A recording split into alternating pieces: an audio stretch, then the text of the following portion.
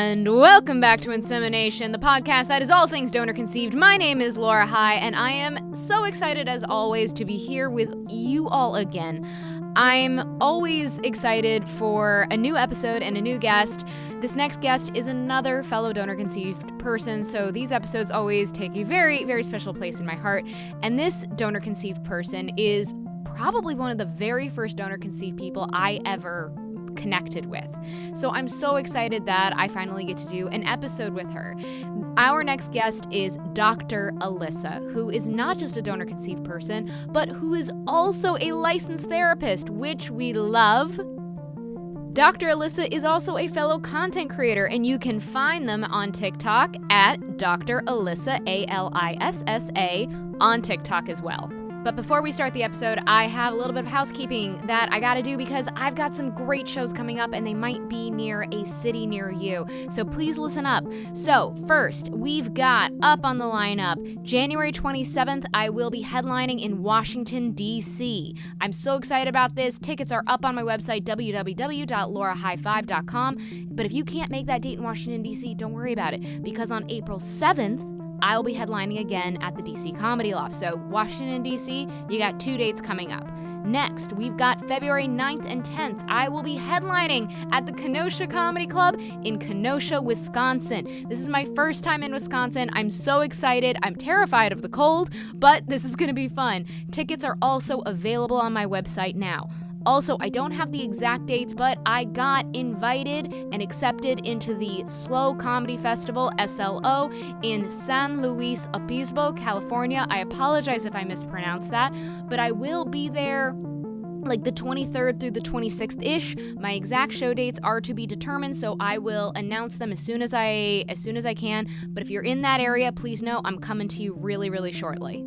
And of course, I'm always performing in New York City, so please, if you're ever in town, always check my website. But there'll be a lot more road work coming up. I'm negotiating with a lot more other clubs, so hopefully I'll be coming to your city very soon.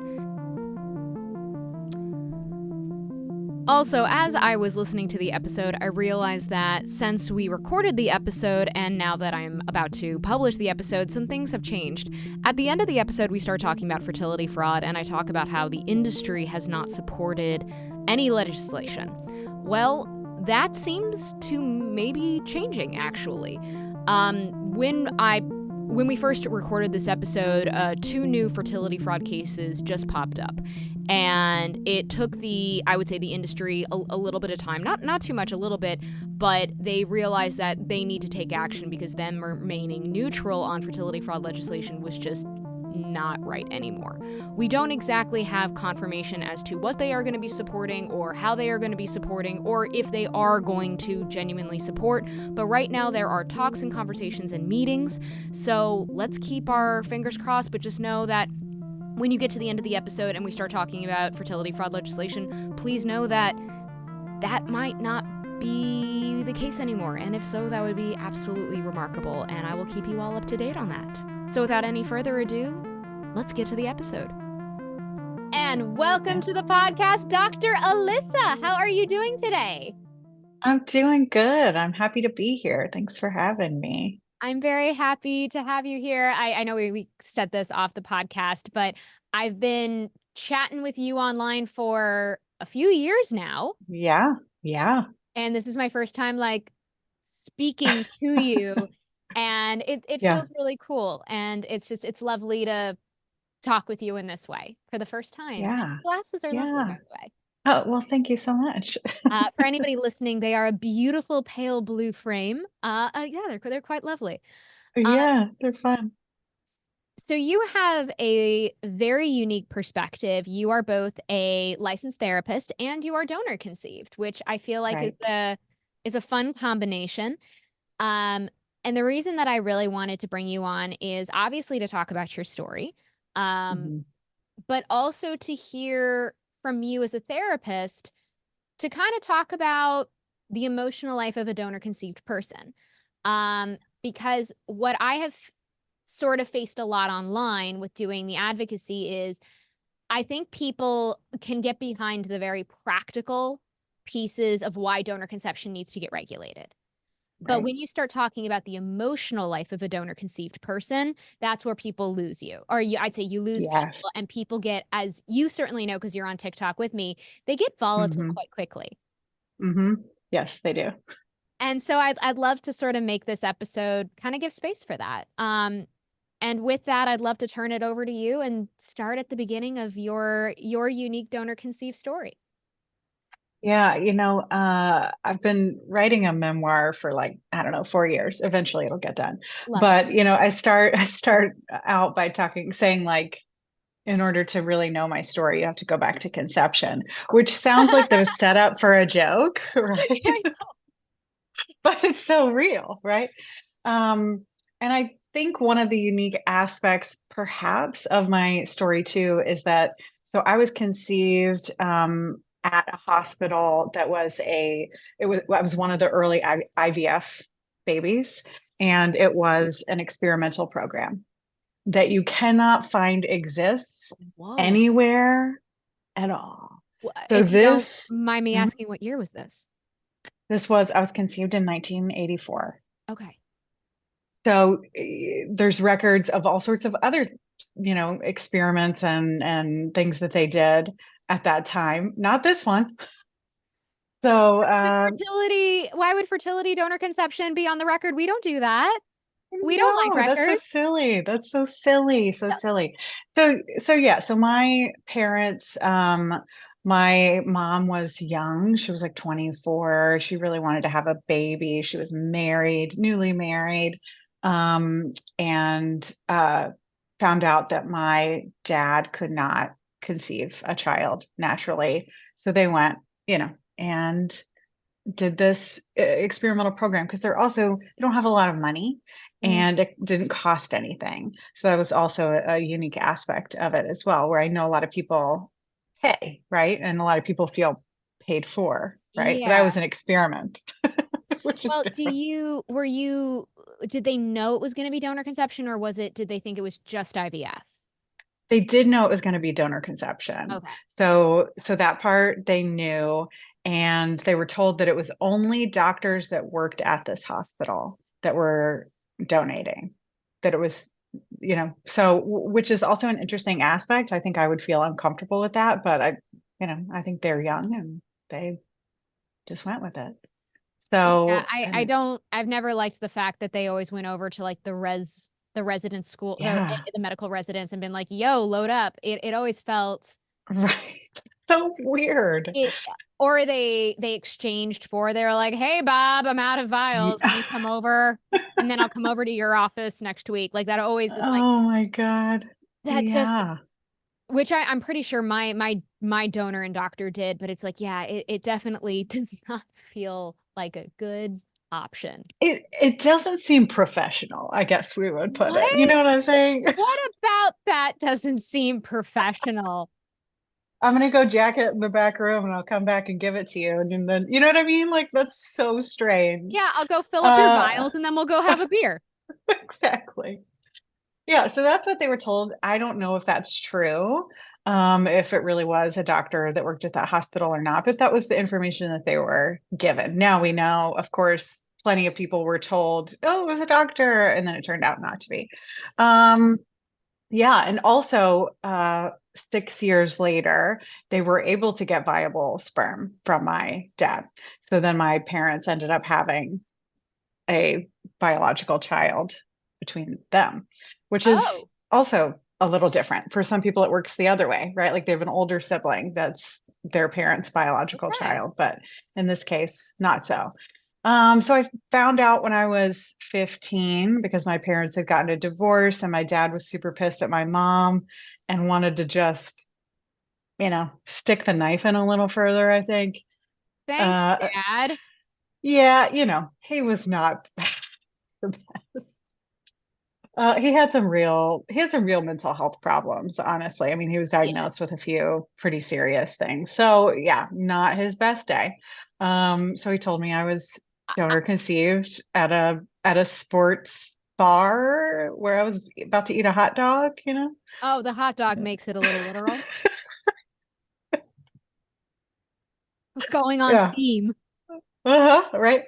Yeah, so it obviously like, I mean, it devastated me in Yeah. this moment.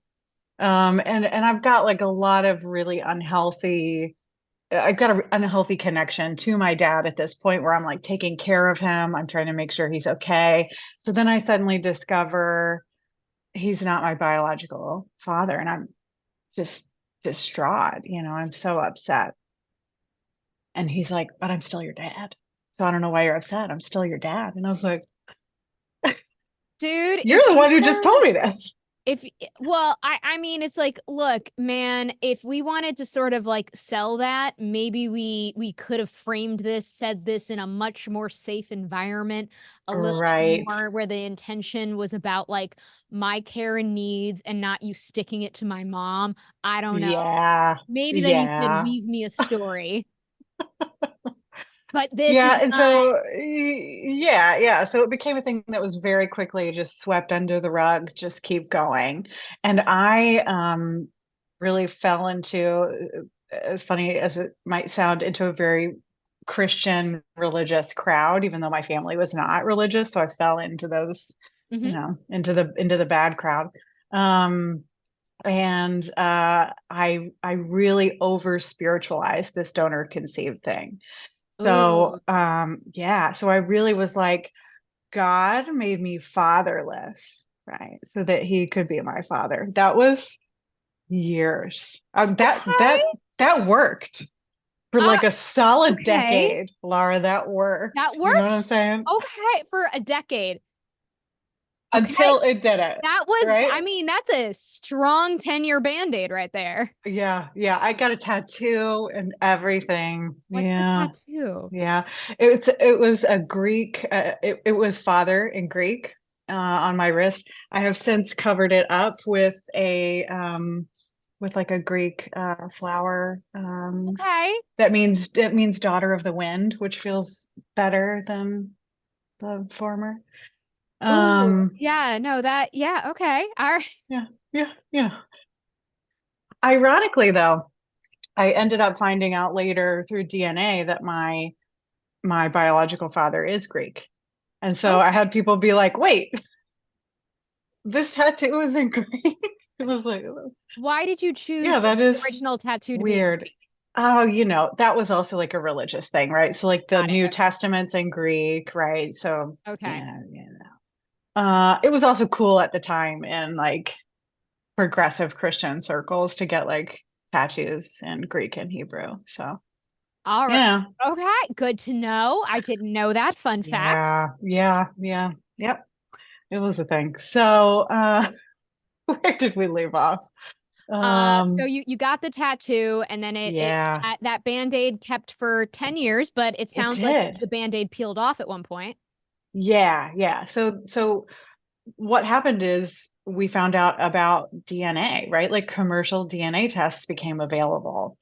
And that started to just like pull at the threads of this thing that like felt managed, felt okay, like yes, I would get, teary at every father-daughter dance or, anything that had to do with like dads and daughters, like it would really like choke me up, sure, but I was okay, right? I thought I was okay. Yeah. And then this DNA thing happened and I got really curious and I really wanted to know. And anytime I told any of my family members or anybody that was close to me that I wanted to know who he is. Um, they would go, oh, for your medical records, right? Like you want to know who he is. And yes, now that's important to me as like an almost 40-year-old woman with medical issues. That is important. But no, that wasn't why I wanted to know. But I would say, yeah, because that seemed like the most acceptable answer was wanting to know just for I medical always reasons. give yeah, it's a tough one because I feel like I'm never going to overstep with a donor conceived person and assume more. But I always give a lot of credit to the donor conceived people who are like, no, I wanted a relationship. Yeah. And because I do think a lot of donor conceived people are like, yeah, yeah, I just want medical history. because as you Right. said, that's what's acceptable, but because it's Yeah. like we don't want to get yelled at Hmm. for hoping for more, Yeah. which is though that's understandable. Like It's normal. Yeah. it's so normal. It's a Yeah. biological parent. Like there's nothing like of course you want to know who this person is and have Yes. maybe a little bit of a back and forth a relationship maybe. Like that's Yeah. it's not out of the box. No. It it makes the most sense, Yeah. you know? We look to our parents and we want to see ourselves, reflected in them in some ways. Are you Uh, talking about the genetic mirroring right there? oh yeah, yeah, W- yeah. Would you mind telling us, Dr. Alyssa, about genetic mirroring? Well, particularly with donor conceived people or adoptees, right? Um, like we want to see ourselves reflected. We biologically, on a biological level, right? We want to be able to see those little pieces. And it's not something we're really thinking about, but it's something that is just coming naturally to us to be able to have have that mirrored to us and have our culture mirrored to us. Have, there's things on like a cellular level that we know, right? And we want to see those things reflected back. And when we don't, that's when we run into genealogical bewilderment, which is like such a mouthful. But that's where we feel disconnected and scared and confused and a number of different things because we're not seeing those parts of us mirrored back. Yeah. Um, and that is where, like when I was a kid, I had this, I still do, big nose, right? It felt much bigger as a child because it was made fun of, you know what I mean? I Uh, can feel that. I mean, I look at my nose now and I'm like, it's not really it's that not big. that fucking big. Yeah. No, but I was Yeah. made fun of in a way that it was like that I was like people reacted to my nose like I was like Cyrano. Right. And it was like Yeah. also it's like rude. Like why are we like It's so rude. It's rude? so mean. Yeah, no. So it was made fun of as a kid. And so I thought it must have come from my dad. My dad had kind of a big nose, but not super. So once I found out that he wasn't my biological father, I'm in the mirror, just like looking at this nose and this bump, and I'm going, I've got a stranger's nose, Yeah. like freak me out. I have a stranger's nose. Um, and I, tried to be okay with that. Again, the whole thing. I tried, but like I really wanted to know who this stranger with this nose is because a lot of my other physical features look very much like my mom's side. Like I can see a lot of the people in my mother's side of the family in a lot of the parts of myself. I'm like, oh yeah. But there are some features, and particularly my nose, that are not reflected there. They've got these teeny little cute noses, these little button noses. And also my personality and I'm the first person in my family to get a college degree, and not only that, I have my doctorate now, right? Like school, academics came naturally to me. Mm. And they didn't in the same way to my family. It's not to say they're dumb, they're smart people. It's just in a different way, right? Yeah, of course. Um, and so I felt different from my family in those ways and in this like emotional, depth sort of way and this like deep emotional, experiences that like my family couldn't relate to, which I'm also like, is that them? And I don't know. And I can't get those things reflected and mirrored back to me to know. Yeah, it's I always have it always kind of like frustrates me how much recipient parents don't understand that. I'm like, you understand that you can't guarantee what genetics are going to kick in. Your kid could end up being a carbon copy of the donor. You Right. have, I mean, Absolutely. I am almost a carbon copy of my mother, almost, Mm-hmm. but Mm-hmm. didn't have to go that way. I could have ended up looking way more like, oh, I always ask you, how do you want me to refer to the donor? Do you want me to refer to him as biological dad, parent, genetic parent? What do you prefer? But I usually say biological father. Biological Biological dad father. is good too. Yeah. I love it. I always am curious to Mm-hmm. know how all donor conceived Hmm. people feel about that. So your Yeah. biological Yeah. father, Hmm.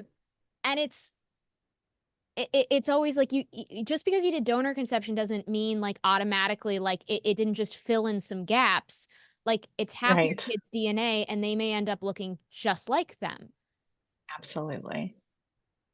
And it always kind of like, and you never think that, and you get the sense that parents don't, a lot of recipient parents, I think, aren't prepared for that. Right. And so much so that there can be some compensation, right? Like an overcompensation and going like, oh, you're just like your father. People told me that I looked like my father, like my Really? dad. Do you know what I'm saying? Yeah. They told me, people who knew told me, you look They like your dad. knew and they still said Isn't that that, to you? that fucking weird? That's Yeah. Yeah. not a, Ugh. that's, I Yeah. don't like people sometimes. Like I'm I just, know. I know. Yeah. like you could have just Yeah. not said anything. Yeah. Just not said anything. Yeah. That would have been But it just, better. Yeah. Hmm. Yeah. okay. All right. Yeah. So we did the DNA test. Hmm. Which one did you do? Ancestry, 23andMe? So I've done them all at Oh, this okay. point, but I think I started with 23andMe Okay. and I did 23andMe. And I actually happened to, for the second time in my life, be in a club, which was hilarious to me. And I happened to get the email. And I sit down and I'm like, my heart is racing. And I'm like, oh my God, I'm going to figure it out. I'm going to find out. And I open it and I'm like, these are all my mother's relatives. None of these fucking people were on my paternal side. Um, and it was just more like, just like I was 15 all over again, right? And like finding out this is like devastating. Oh my God, like he's not on here. I don't have any siblings on here. I don't have any close cousins, nothing. Like everything's like as almost as far out as you can get. I've got 1,400 and something relatives on, I think it's Ancestry or it's 23 of one of them, and 98 paternal relatives. Yeah. And so it was like, oh God, it's a dead end. And then I do the next one and I hope, but I'm like, now I know a little bit, not to hope too much, but I'm hoping. And then the same thing, you know, and then I get on the next one, less hope, but still a little bit like maybe something will be here. And then that just continues. So I have not found a single sibling. Another piece of this that is actually important when they took out my mom's eggs, she donated some of them as well.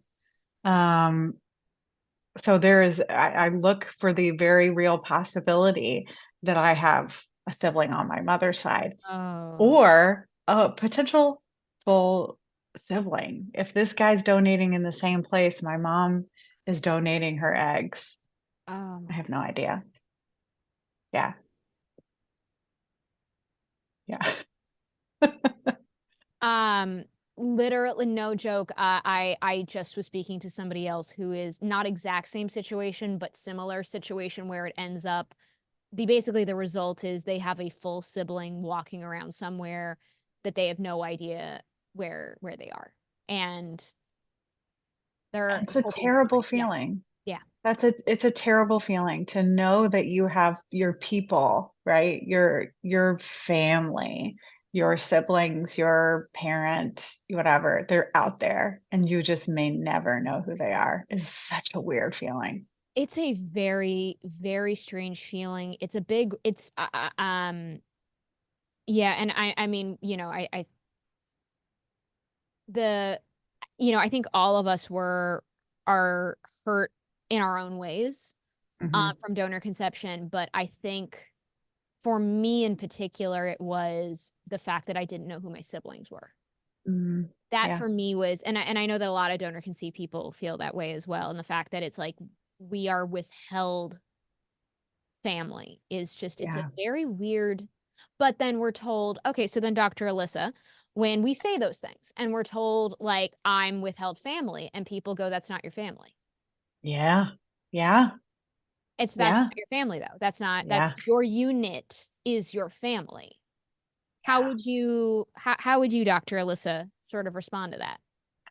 Well, it's certainly invalidating, right? Of a person's real experience, their emotional experience. And to invalidate that, in my opinion, is a problem of the person doing the invalidating, and not a problem for the other person on their end. Because the truth is, like, we do have these experiences, we do have these feelings. To deny that that is true for a vast majority of us is to silence us, right? Um, and that is a damaging emotional experience that could potentially be experienced as a trauma. And I would say many donor conceived people could identify several types of traumas Yeah. within being donor conceived. And this is one of them. Um, and actually, I met with a couple donor conceived friends this morning, which is the most wild thing to meet adult donor conceived people. I'm like, oh my God, I didn't even know. And you have, right? Like, you've met other donor conceived people who don't know that they're donor conceived, which is also wild. Oh, yeah. Well, I mean, I it's think about that. all the time, all the time. Mhm. And I mean, the amount of Yeah. donor conceived people that we know who don't find out until they're in their 30s, 40s, and 50s, we're just like, Yes. it's gotten to a point now where I've now been doing the advocacy long enough that some of my followers aren't a chunk of my followers have now found Mm, out after watching me. They found out that I'm yeah. donor conceived. Oh God. What an experience that is. Gosh, I can only imagine. And I feel like I need to make a t-shirt for that group going, I found out I'm Mm. donor conceived through Laura, and all I got is this lousy shirt.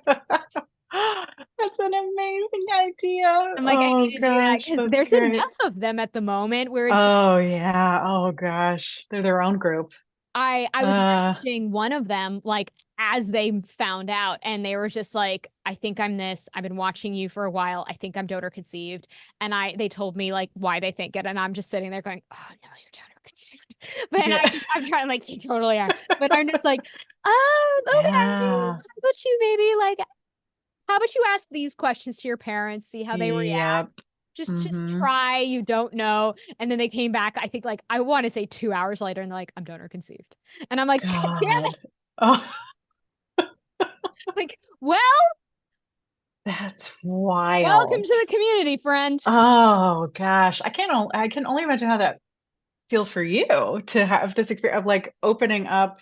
I mean, like Pandora's box for, like, I don't know how many people, but God. I mean, I tell everybody, I'm like, yeah, I do feel like, yeah, take the DNA test. But I always like, I was literally texting with somebody literally today who was like, I really want to take it. My parents are telling me not to. That's making me really suspicious. And I'm like, yeah. Yep. That Yeah. is extremely suspicious. And Yeah. I told them, I was like, look, it's your right to take it, whether or not you're a full adult. Like, they can't stop you, but I am going to warn you, make sure you're emotionally ready. You Yeah. can't undo, you can't undo the Yes. test once you know. Once you know, you know. So Yeah. I, it is your body, it is your right. Go do it, but do it when you are ready. Yeah. Yeah. Because remember, like, this could hypothetically open up a whole new cupboard chasm for you. So and that's always the warning I give for people. It's just be ready. And readiness is tough. How can you ready yourself to some degree, right? I mean, you can only do as much as you can, but God, that potential of like your entire world is going to turn upside down. Yeah. Yeah.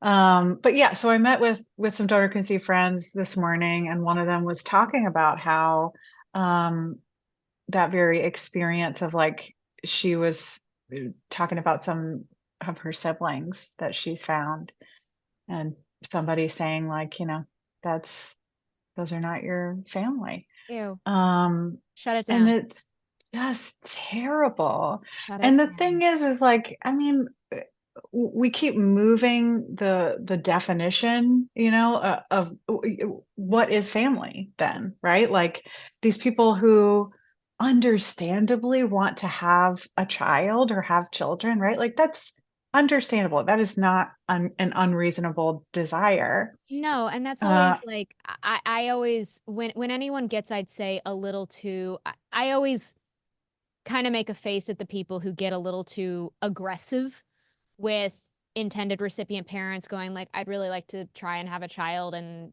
yeah, I'm like, that's a reasonable thing. it is. It's It really reasonable. is. I get it. Um, yeah, but you want to have your own, in quotes, whatever, child, right? You want to have a child from your own body, you want to have a child from your partner's body, whatever. I understand.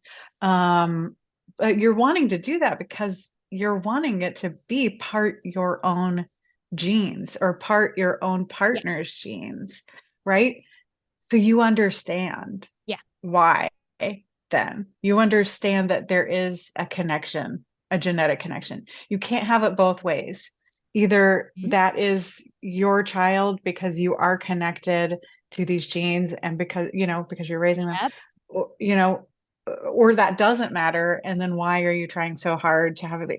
Like we're we're making things up at that point. We know it matters, we know it matters. That's the empathy bridge we typically try and that doesn't apply to like all recipient parents, because their intentions for wanting to do donor conception could be a little bit different. But yes, but that's the empathy bridge that we do use is like, if you use donor conception because you're like, ooh, I did want that experience being Right. pregnant, or I wanted Yeah. at least one biological tie for the child, then it's like, then you should Right. really And you understand get it.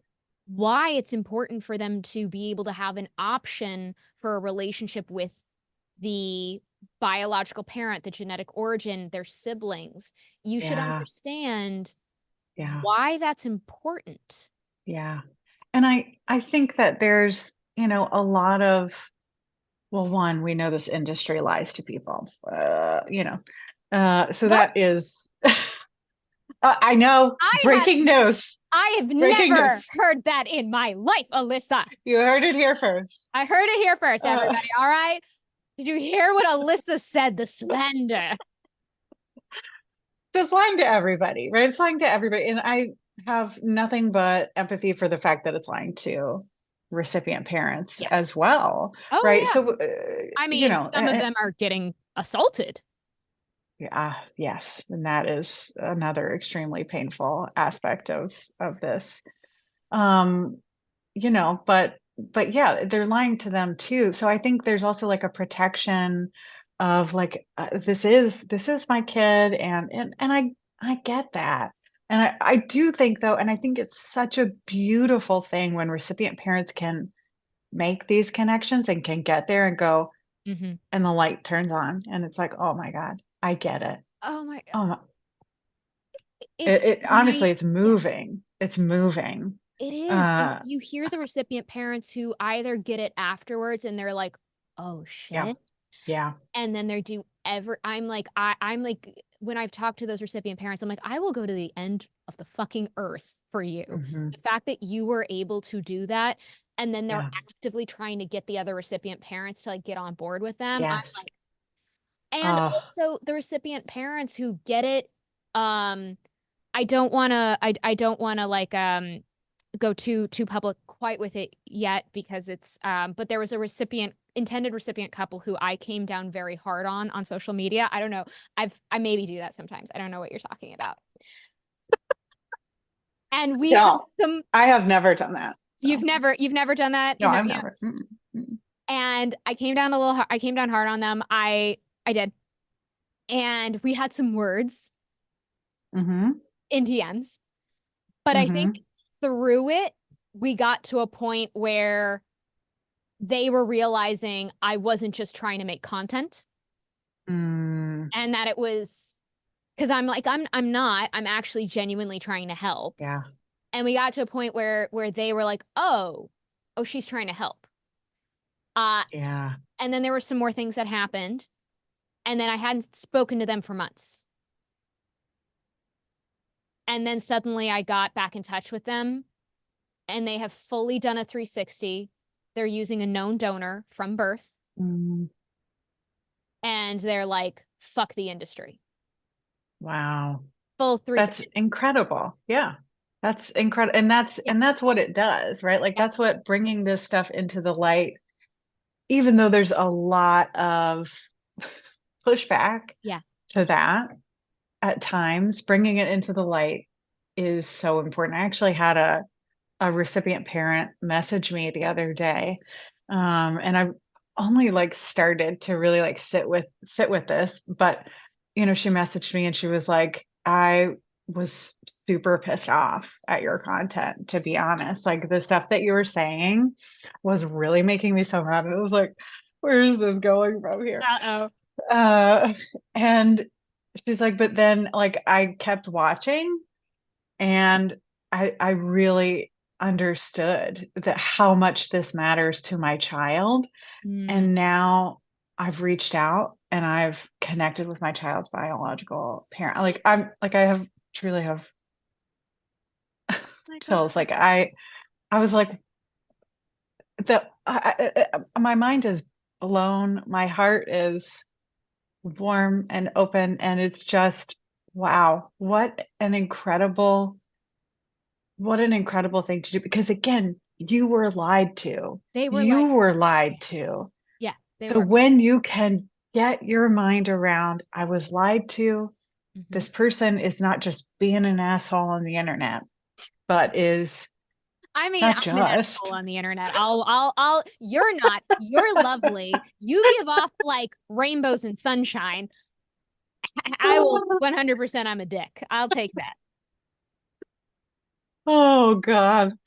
Oh, but yeah, like when you can get there, this person's not just being an asshole on the internet.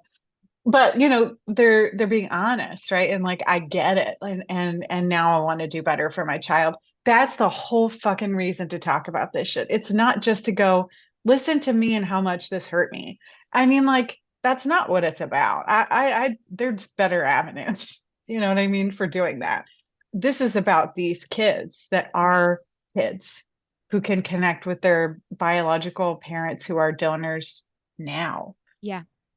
These are about the kids that are yet to be born that might be able to be in a better situation, in a more ethical, healthier, more connected situation that only has more love. If it's a healthy situation with a known donor, that only adds more positive people to a person's life. So You mean that's why love we isn't do this, right? finite? We don't run out of Yes. love, Dr. Alyssa? Right. We Yes. don't have just Yeah. like a certain amount and Oh my oh, that's God. so And exciting. kids can only just multiply that love, right? Like and just like parents forget, like I'm a parent. I don't like only have enough love for one of my kids. Do you know what I'm saying? Like, sorry, the other two, you just missed out. You missed it. I only had enough for one. Like it just multiplies. And it's Yeah. the same for kids with the adults in their lives. Like we don't have a hard time understanding that a kid could love a grandma. You know what I mean? Like, why couldn't a kid love a donor parent? Yeah, and it's the industry sort of sets it up almost as like a competition. I mean, they tell the Yes. recipient parents because recipient parents have come forward and the industry kind of like with their like smooth voice goes like you're all your child will need. You're Yeah. everything they need. You don't have to do it like it's all you can do all of it. And Now give me give me $50,000. $50,000. Goodbye. And it's and they set it up as a competition and it's not a competition. It's a and I because I mean I don't know if you've gotten these messages from recipient parents going like the intended non-genetic parent is concerned that my child will love them less. Do you get those messages? Yes. Mm-hmm. Yes. Mm-hmm. I always tell them that and they're like, what can I tell my partner? Or like, what, like, I always tell them that I'm like, honestly, just be a good parent. Just, Mm-hmm. just be a good parent. Like, your kid's gonna love you. If you just Yeah. trust you being a good parent, like, you're waking them Yeah. up for school, you're feeding them, You're there at their sports games. You're emotionally invested. You're holding space Yes. for them. You're doing the That's arts it. and crafts. Like you be a good parent. You That's organize the the play shit. dates. You care Yeah. about them. Hmm. You That's it. that's you don't have to worry about shit. You don't have to worry about fucking No. shit. Your kid's The gonna know. rest of it, the rest of it will fall into place. If you can do that, if you could, we call that being a good enough parent. Yeah. That's, you know what I'm saying? Like, there's no perfect parent. Like No. every parent's gonna fuck it up. Just be a good enough parent. Like, hold space for your kid. Make sure you're doing all the things that they like for sure need. And then when you fuck it up, be like, whoops, fucked up. Sorry about that. Acknowledge I love when, you. apologize to your kid, treat them with autonomy, do all the good shit. Yeah. And I tell the parents, like, just I'm like, have faith in your ability to be a good parent and trust the fact that your kid is going to recognize saying, well, this parent is making me pancakes and is helping me with my homework and knows all of my best friends' names and knows my favorite cup, like to put my chocolate milk in. Trust Hmm. your parenting skills and have faith in your child and trust that when your child develops a relationship with their biological parent, that's not a competition to you. That's acknowledging half of their DNA and ensuring that they have all of the developmental tools that they need Yes. to get through life in a safe way. Do you need help finding your biological parents? Whether you're donor conceived, adopted, or an NPE, please contact DNA Angels. DNA Angels is a nonprofit team of genetic genealogists that help you identify your biological parents. And this group is run by donor conceived people, adoptees, and NPEs, so they will emotionally have your back during this process. DNA Angels has identified almost 5,000 biological parents since 2019 using test results from Ancestry DNA.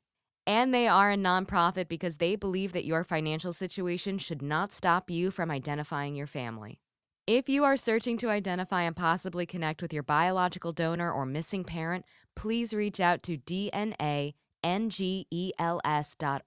Must be at least 14 to apply, have tested at Ancestry, and presumed parents born in the United States of America. Yeah.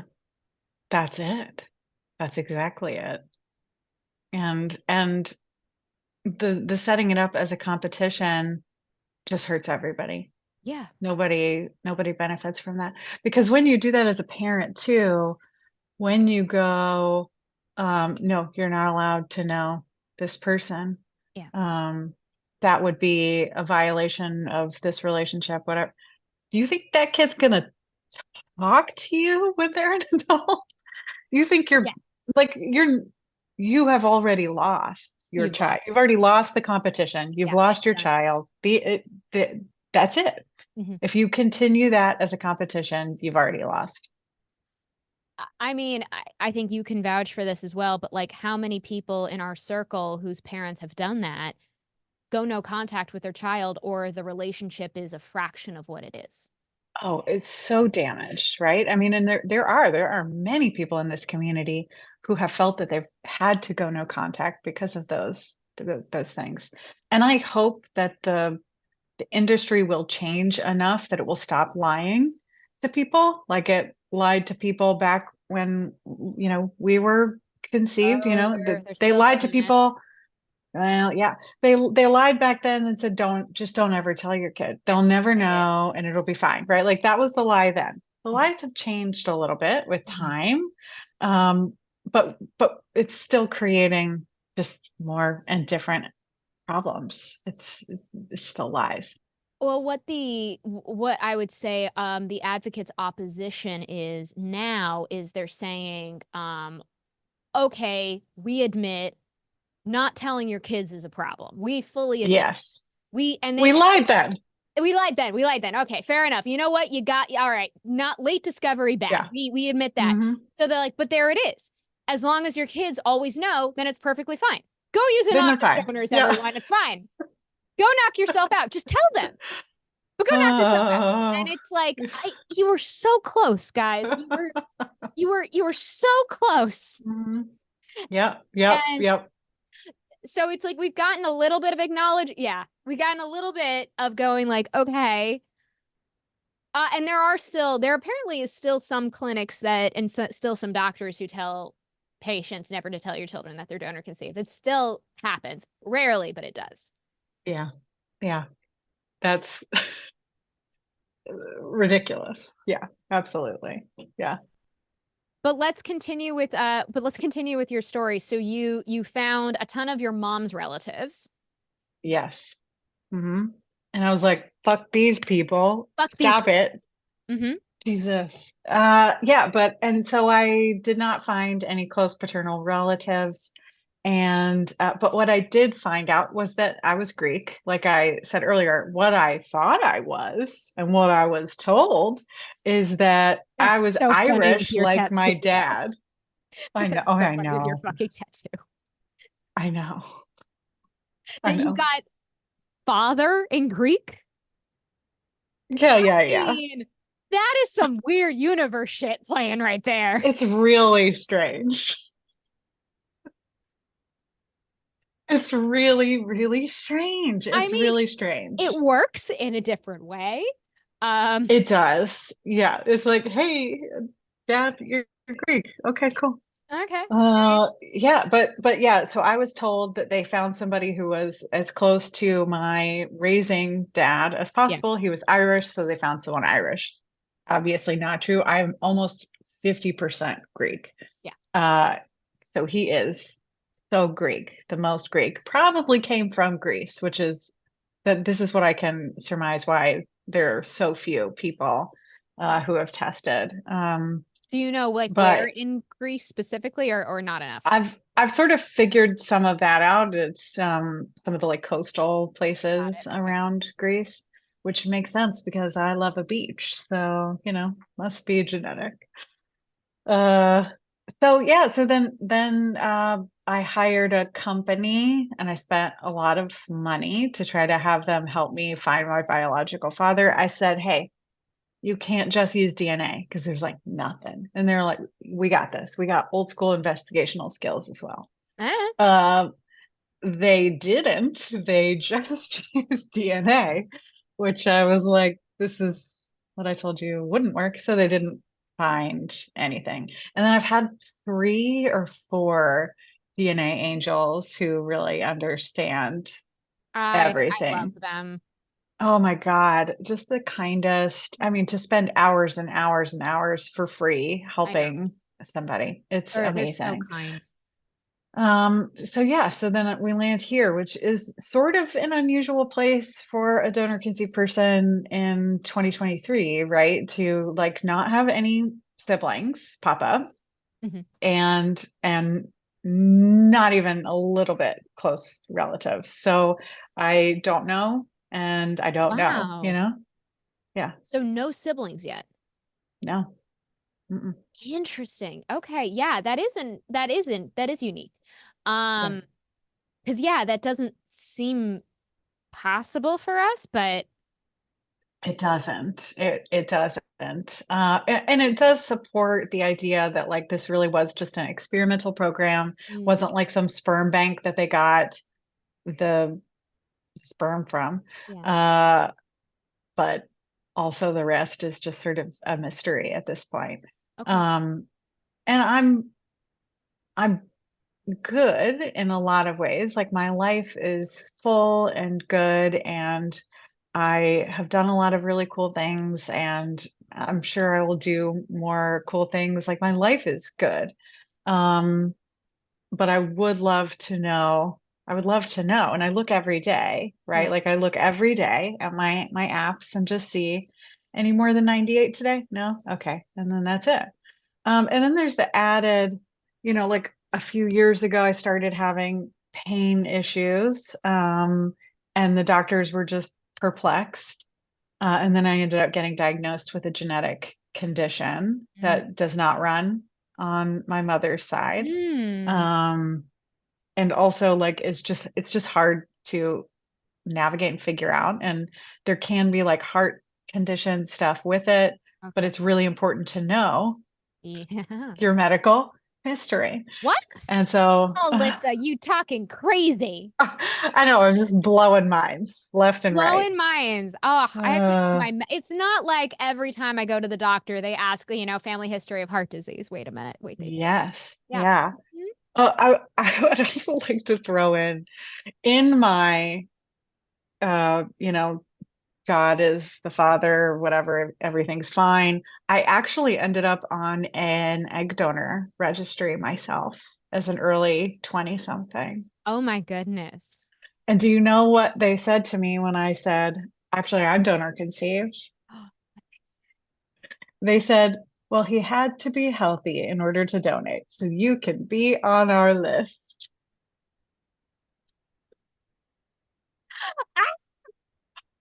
That's so true, right, Lara? Oh, They have to be 100. healthy to Oh, they donate. So have to be. you can be an egg donor. That's fine. That's totally fine. And thank the God I don't believe in anymore, that I didn't end up donating because it was like 3 or 4 years later that I actually got like a hit. Like there was like a match between me and like a family that wanted eggs. And by that point I was like, this is maybe not a good idea.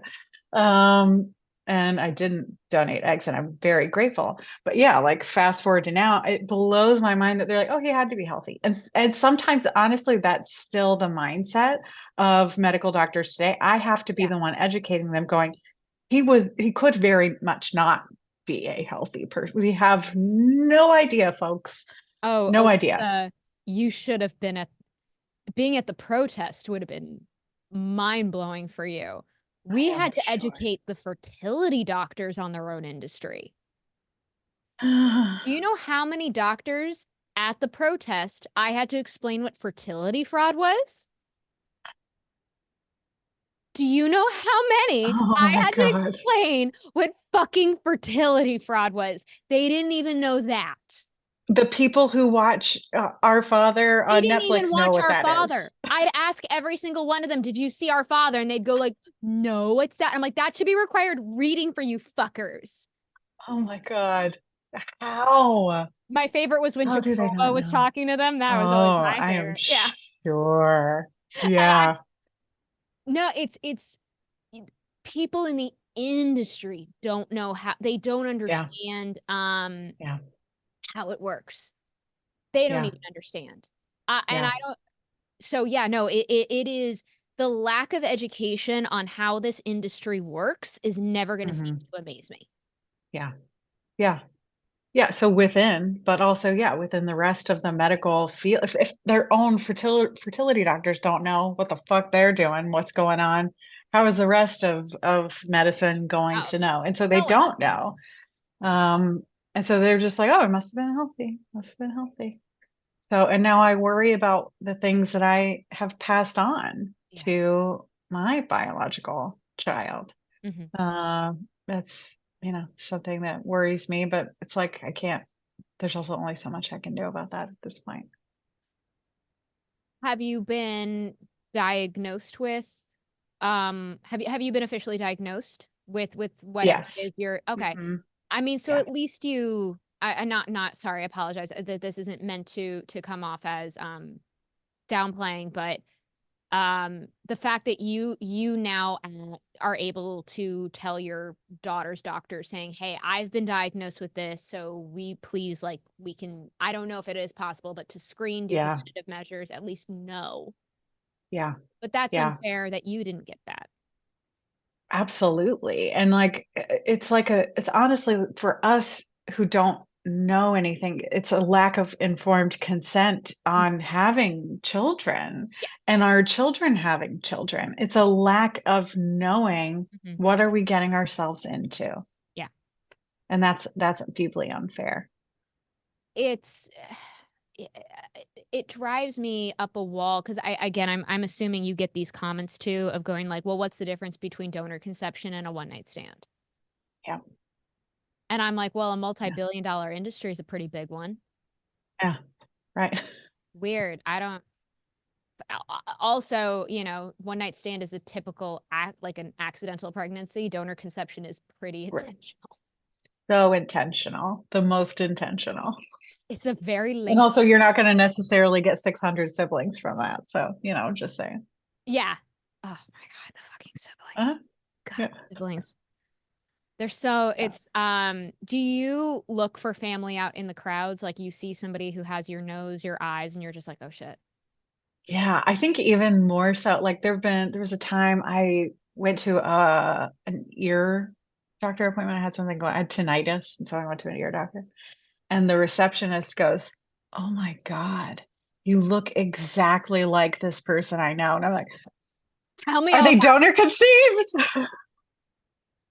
Give them my number, how they taken a That's the DNA test. You go yeah. ask them. Yeah. Yeah. There are, yeah, no, there's some donor conceived people I know who have gotten like messages from friends going like, "Oh my God, you look just like this patient I just saw." And it's like you're gonna ask them right now, Yep. did their Yeah. parents have fertility Yeah. problems? You're gonna Yep. ask them right now. Yep. Yeah. Because it's real. Yeah. Absolutely. Yeah. I don't we I remember like us as donor conceived people, we did like a reel together at one point. I think this was maybe like a year ago. And one of the biggest Hmm. comments we got on that was, why do you all look alike? Uh, yeah. Yeah. Also, why are we mostly white people? And there's we're not nothing. allowed to say the E word around here. Around No, no. Oh, yeah. Right. Right. Okay. Yeah. we can't because the poor industry sensitive little ears can't stand the E word. Uh-huh. That it's Yeah. like, yes, your foundation was in eugenics. But yeah, we're not allowed to say that. Right. No, no. That never happened. Oh, yeah. What are the things that as a donor conceived person and of course as a therapist that you would really want, I would say people in general, recipient parents, donors, what are things that you're like, if you could have people understand these like top three things, what would they be? Mm. I do trainings for therapists around donor conception Mm, because they even don't know, and they can do more harm than good yeah. sometimes. And so the things that I think of, one of the biggest things I think of is that this experience can cause so much trauma. Mhm. Like that's number one for me, that I think a lot of people in general just don't understand, is that this can cause trauma. And it can be through late discovery, sure. It can be through many other things as well. Yeah. Uh, not having people mirrored to you that you look like is deeply traumatizing. Um, and I would say another really important thing is how important it is to validate a donor conceived person's experience. We receive so much invalidation about our feelings, about our experiences. And I think just having an open mind as a person who maybe has never knowingly talked to a donor conceived person, being able to just go, like, I've never thought about it like this. So like I'm just trying to understand, like that can be so much better than, well, he's your dad. You know what I mean? Like Mm. that's like, the stuff that's just the normal responses. Like, let's just try to have an open mind and some empathy, you know? Empathy. Um, yeah, What? yeah. Hmm. And then I think the last thing, and I think it's the thing we were talking about before we started, the donor conception, being a donor conceived person and discovering your donor conceived person, all of that can be so lonely. Yeah. And that's a really important part of this too. We don't talk about that enough, I don't think. The Um, fact that of how isolating it is to be donor conceived. yes. The first knowingly donor conceived person that I met was my friend's twins, like when I was, I don't know, 35, 36.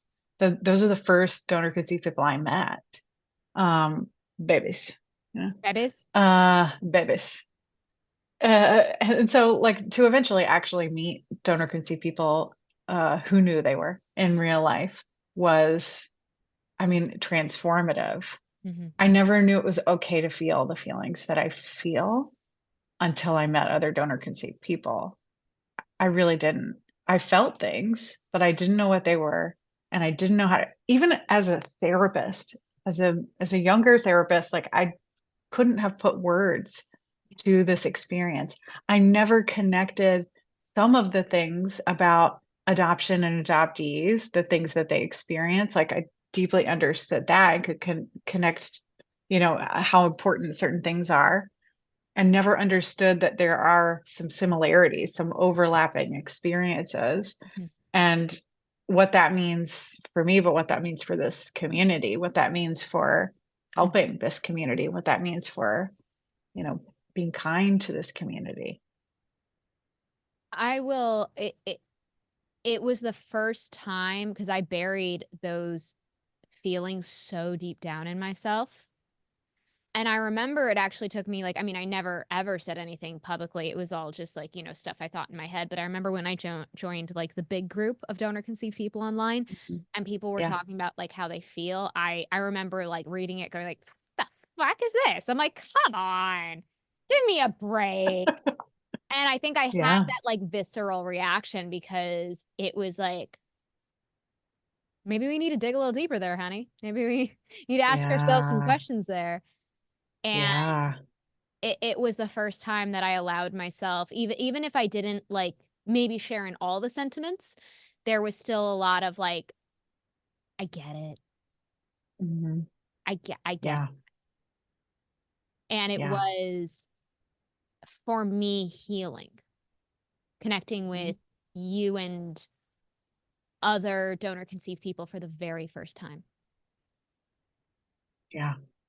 It is. It is healing. It is healing to go, oh, these are shared Mhm. experiences. These are shared feelings. I'm so grateful for Erin Jackson for Oh, absolutely. creating We Are Donor Conceived, for doing the studies that she's Those done. those Oh my surveys. God. Oh, thank God we Yeah, have the them. surveys. I'm so grateful for that. And For anybody I who doesn't know what we're referring to is there's a website. Please go check it out. It's called We Are Donor Conceived. And Aaron Jackson, who is donor conceived, and I would consider one of like the original advocates, like absolutely. uh, Yeah. um The OGs. Yeah. the literal OG of it. Yeah. She created these surveys by and for donor conceived people. I think it was like what is it like 471 something like that donor conceived Something people like across that. like 15 different countries, and it is the first survey, it's the first tangible piece of evidence that we have on how donor conceived people feel, Yes, and we need more of it. But we even do. with like this chunk of people, it's like it's very telling.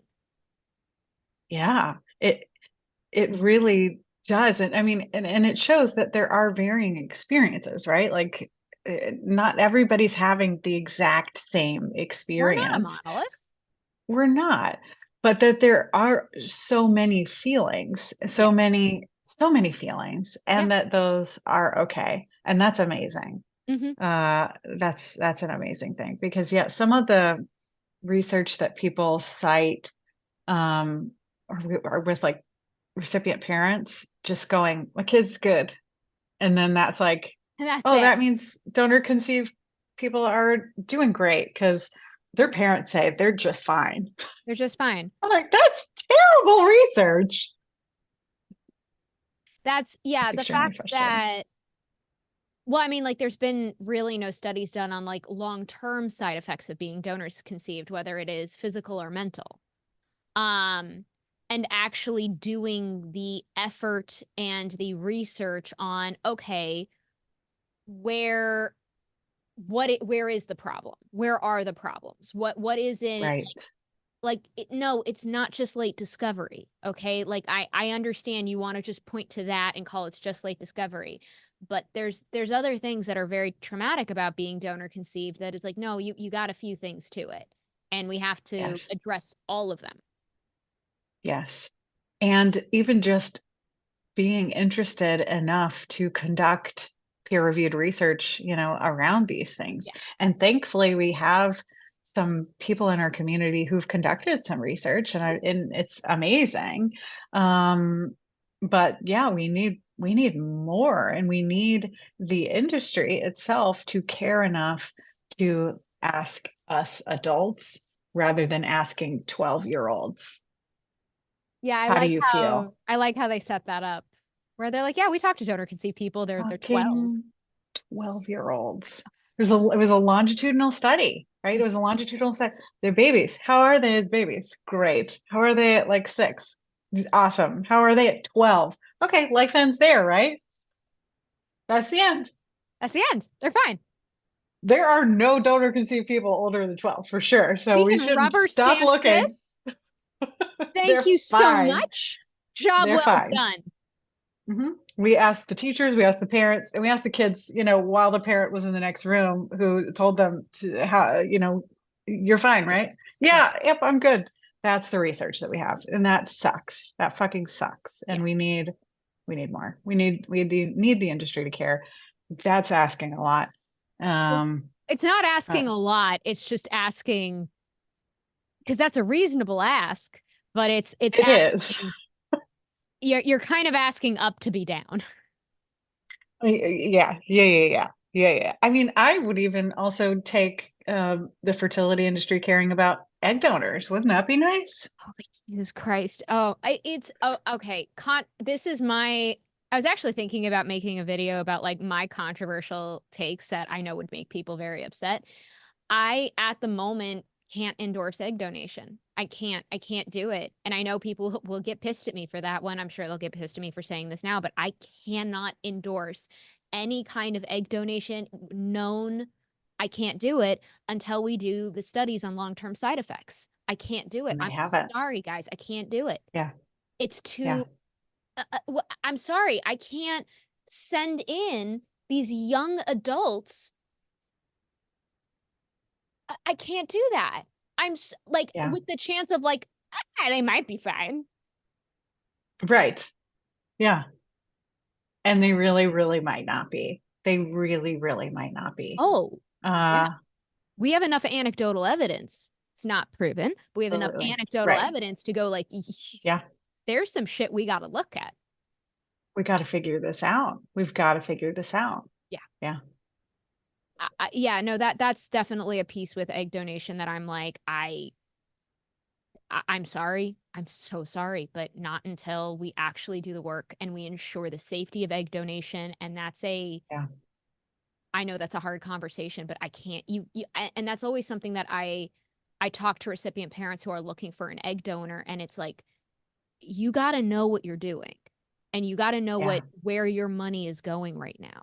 And I know that this is Right. a hard conversation and I'm not trying to like, I know that like this is hard, but you have Right. to consciously and be mindful of doing of what you're asking for because this is what could happen. Right. Yeah. Yeah. We're getting into some really controversial stuff here. Oof. I mean, fuck it. What's your opinions on embryo donation? Like, fuck it. Let's go. Oh, God. Come on, Alissa. Oh, man.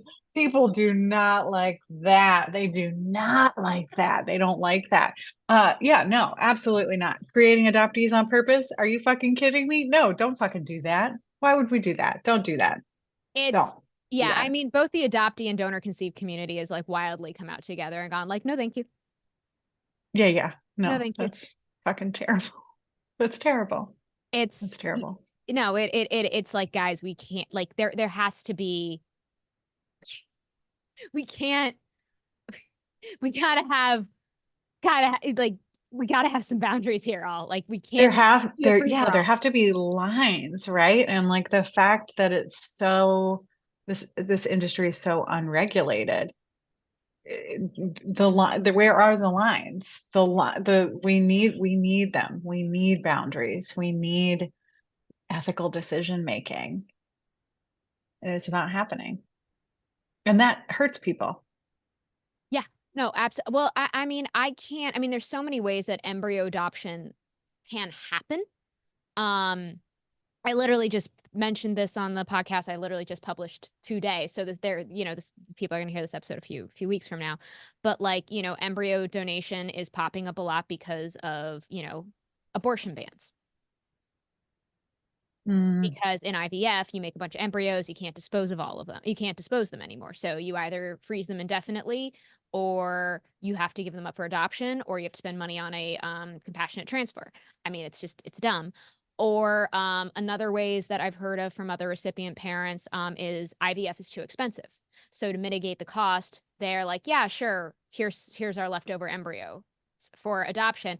And I'm like, I would really love for you to think about how those kids are going to feel eventually, knowing that you giving them up paid for their IVF for their kept kid. other child. Oh God. How Oh, icky, there's icky. Yeah, no, that's not great. That's there's not great. no way that's not. I'm going to be very interested in 20 Yeah. years to hear from these kids. Oh God. Yeah. Yeah. What we're Yeah. seeing right now. Well, and that's also taking such advantage of these parents. Again, these people who want to have children, it's taking such advantage of them Mhm. to say, well, if you do this, it'll be cheaper. If you give away Yeah, some of your eggs, it'll be cheaper. If you give away some of your embryos, it'll be cheaper for you. That's so manipulative. it's That's very. it's villain behavior, Yeah, you it is. know? It really. And there's no, well, what they're trying, the intention is, how do we get more people? Because I mean, I want to say like the intention behind the industry is, how do we make this more like, how do we get more customers? I should say, how do we get more customers? The thought is never, how do we make this more better for the donor Yeah, conceived person? Because for the right. industry, the donor conceived person is not the patient, it's the recipient parents. So they're like, how do we get more Yeah, patients? That is their intention right. behind it, Yes. because And I patients equal can't, money. right. I can't imagine any other sort of medical practice working this way. Do you know what I'm saying? Like, yeah, it works within capitalism, and that's yucky, and there's issues with it for sure in America. But Yeah. this bad, this harmful, this traumatizing, any other practice, I feel like would just be fucking shut down if it was this traumatizing to people. It's disturbing. I don't know about you. I get frustrated on the fact that it's like, there's a lot of complicated problems in this world. There's a lot of issues that I'm like, I don't have a clue on how we can fix it. This is not hard. No, This is no, actually, we can fix this. We can make this, yeah. we can turn this one around really easily. We can make this significantly more ethical in our lifetime. Other countries already have, right? Like Other other countries already have. countries Yeah. are already doing this, you Yeah. know? I mean, there's still some Uh, problems in other countries as well. Like we sure. all are working to get better, but there are other countries who are like significantly farther down the line than we are. Absolutely. Absolutely. It can happen. Yeah. And I think that is also what's maddening about it not happening. Yeah. Um, it can. It'll lose some money maybe, and that's sort of what stops the whole You're not thing. going to be able to afford that third yacht anymore. Like that's Oh, not going to be able, yeah. because you're not going to be able to do that. You're not going to be able to Yeah. make as much of a profit as what the industry will not be able to make as much of a profit as it has. You're not going to be paying a donor $100 and then selling one of the vials from a donation for $2,000. Plus, Right. because again, what, $2,000 for one vial, plus a subscription package, plus you have to pay for the in-depth medical history. If you want photos of the donor, then you have to pay for extra cryogenic, holding of all of the vials. And then what, you also have to pay for procedures. Um, Right. and again, 2,000, like it's like, and again, the donor just got $100. You're Yep. not like that markup Unbelievable. Did I ever Unbelievable. tell you what I was told at the 2022 ASRM conference? I don't know. So I went to the I'm social media nervous. conference, and I Yeah. was in a mood. Hmm. We'll just say that I was in a mood. I will say, it was very traumatizing to be there to watch. Mm. It was basically imagine donor conception with Mary Kay attitude. Oh no. That Oh was what it God. felt like. You know what that just made me think of was, did you see the like the it's like the Oxycontin thing. You know, the Oxycontin, like, oh God, I forget what the name of it was, but it was like it was sort of showing you the Oxycontin sort of major problem and how within the pharmaceutical company they were like, basically handing them out like candy, right, to get people addicted, and like, cheerleaders and, blowing out you know well, that sounds terrible, but t-shirt cannons and stuff like, you know God. what I mean?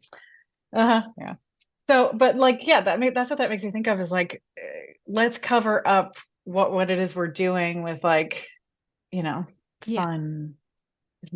Isn't this fun? Isn't And this fun? we can And make money they were and all just like, "Oh my God." They were all like, "Hey girl, how you all doing? How's it, you know, like what's up everybody? Everyone's looking so cute."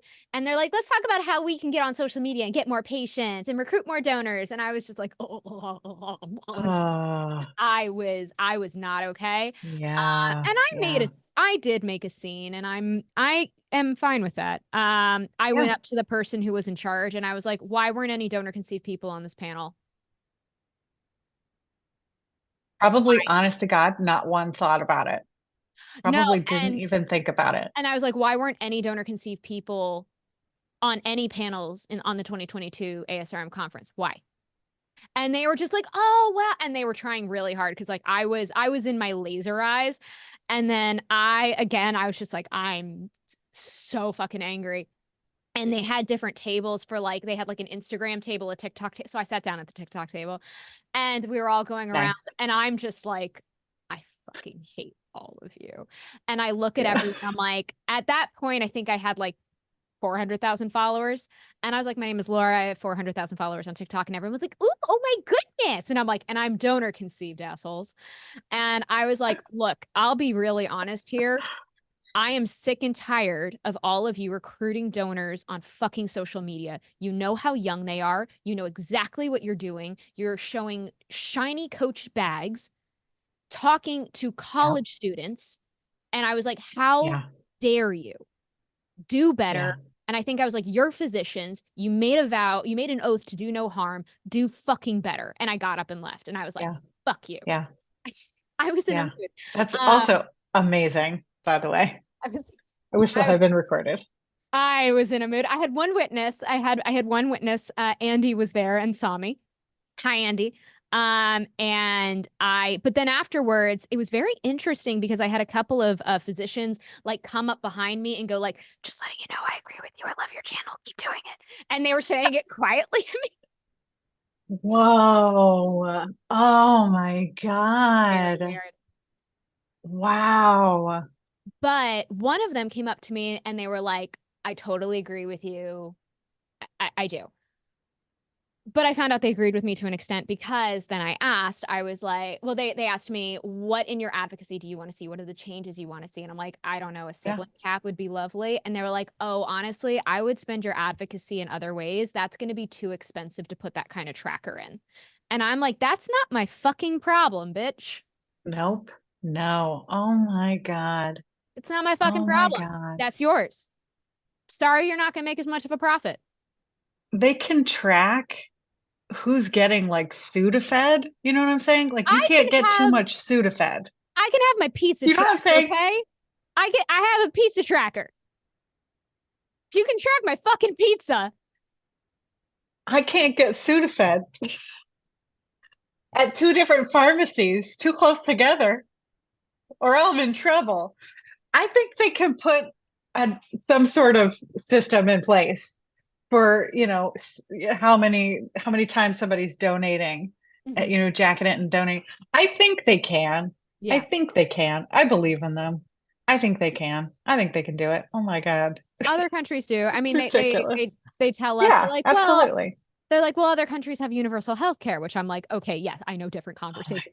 But yes. still, you're a Right. multi-billion-dollar industry. I think you Yeah, can use part of that. absolutely. And do that and create some sort of registry. It can happen. Absolutely. And this is what also it's like people will ask the questions of like, can you tell me what are the stats of, donor conceived people? How many donor conceived people are there? Yeah. What percentage of all donor conceived people? This is that we have no fucking idea. We have no We fucking we clue. don't know. We don't know. We don't know. We don't even know how many I donor have no conceived idea. people are there. No, I don't know. We don't know because they're not tracking it. It's not our fault. We don't know. We don't know because they're not tracking it. Yeah. They're not tracking it. They don't want to. That would be way too much evidence against them. Yeah. Yeah. That Yeah. would be way too much. That would be terrifying to find that out. Yeah. I hate it. I hate it. I hate it here. I hate it here, Alyssa. I really do. Yeah. Yeah. Yeah. It's bad. It's bad. And I mean, is it silly? I have some hope that things will change. Like I see more and more younger people, like Gen Z is like more interested in making ethical choices. I think like younger millennial, like I think I see it happening. I see it on TikTok, Mhm, people who are like, I got a known donor, and like it's happening. mhm. And I think a lot of people want it to happen. It's just, yeah, like we're working against this industry that doesn't want it to happen.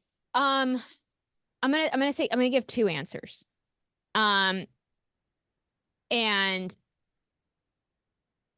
yes, in some ways it's getting better. Um, and I can see that it is in my comment section. And you remembered, because I've now been talking to you for long enough, when I first started doing donor conception content, my comment section was really rough. Like Yes. it was bad. Yes. Really, really bad. Yeah. I was getting in there You were getting until in I there. couldn't. You tried. You were trying to get in there, and I appreciate that. I was in there until I But couldn't. Yep. I mean, the videos on like the protests that I recently put, the comments are black and white compared to what they used to be when I first started posting. Yeah. So I do think that it is getting better. And I do see more recipient parents actively, intended recipient parents and recipient parents doing the education and doing the work to get a known donor, to do this Yeah. consciously, to do this mindfully, to make sure it's child centered. I am Yes. seeing that. And that is one part. And I acknowledge that, where you're sort of seeing the death behind my eyes, and where I get a little, I would say, I don't know what the right emotion would be, but the industry it's a multi-billion-dollar industry. And they are expanding at a rate because more people are using it. Mm, They're expanding at a rate that I can't even begin to explain how exponential it is. There are more clinics, agencies, banks opening up every single day at a rate that is unprecedented. They have fully taken over social media. They have, if you go in the comments section of these egg banks, egg agencies, you see 15-year-olds literally saying, I'm 15 now, can't wait till I'm 18 to do this. And the United States is the number one exporter in gametes. And all the industry is doing is getting faster, better, and more efficient. So, yes, we are slowly changing the hearts and minds of a lot of people. And I don't want to take away from that. but we are also going up against an industry that is what is the okay Greek mythology. What is the multi-head Oh no. you chop the head off, three more grow? I don't, that's not, no, I don't know. No, I was going to start guessing, but I would be guessing. That's what we're up against. And Yeah. Yeah. we and they play dirty. They play very dirty. Right. We can Yeah. see this allegedly in news stories right now as we're seeing our stories Hmm. being overrun. Um, Right. and the fact that we can't even get the fucking industry to support fertility fraud legislation.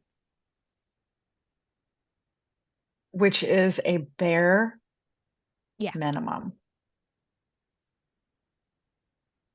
it's a bare minimum. Like, it's like, guys, if we can't even get you to back, if we can't even get ASRM to come forward and go, like, yes, we support fertility fraud legislation, let's fucking do this. The fact that we can't even get them to do that. The fact that we have one bank and one agency, that's it, who have actively sent in letters to the government of support. That's it. That is terrifying to me because they know they don't Yeah. have to. Um, Right. the big banks are able to pay influencers $10,000 per post to promote them. And who wouldn't just do it and take that money? If you need it, do you know what I'm saying? Like, And they have no idea what they're doing. Like, I don't blame the influencers. They have no idea what they're doing. They have no. no clue. Right. Yeah. No. So I say, yes, it is better on one hand. We are making headway on the other, but we still have so much to do. And Yeah. as much as I want to acknowledge all of the work that we have done as advocates, and I want to go like, fuck yes, we've done such great shit. We also need to figure, I think we need some new assessment. And I don't know what that is fully. Um, I don't know, but yeah, that's my I would say my it's probably arguably the darkest I've ever gotten on the podcast right there. Sorry guys. Mm-hmm. Yeah. It it's understandable because it is frightening to be up against something so big and so intentionally harmful. You Yeah. have to be intentionally harmful to do some of those things. Fertility fraud for one. Yeah. Um, and I would assume, and this is an assumption, but that part of not supporting legislation around fertility fraud would be, I don't want you to look at this industry over here too Yeah. closely, right? Mhm. It's maybe not necessarily not wanting, you know, to stop fertility fraud. Well, it's also to Uh, protect their own. yeah, I mean, you and I know, we know people who are products of fertility fraud who are not comfortable coming forward, yeah, which is, I get it and I understand. Like right now, it's like, we know like the official number is over 70 doctors now have come forward committing fertility fraud. You and I know the number's higher than that because we just know the people. yeah. And they're scared to come forward. All of them are. Um, and again, this is like a lot of people that we know. And they know that if fertility fraud legislation goes in, the federal legislation, that's going to, how many of the doctors that they have put on pedestals are going to get called out?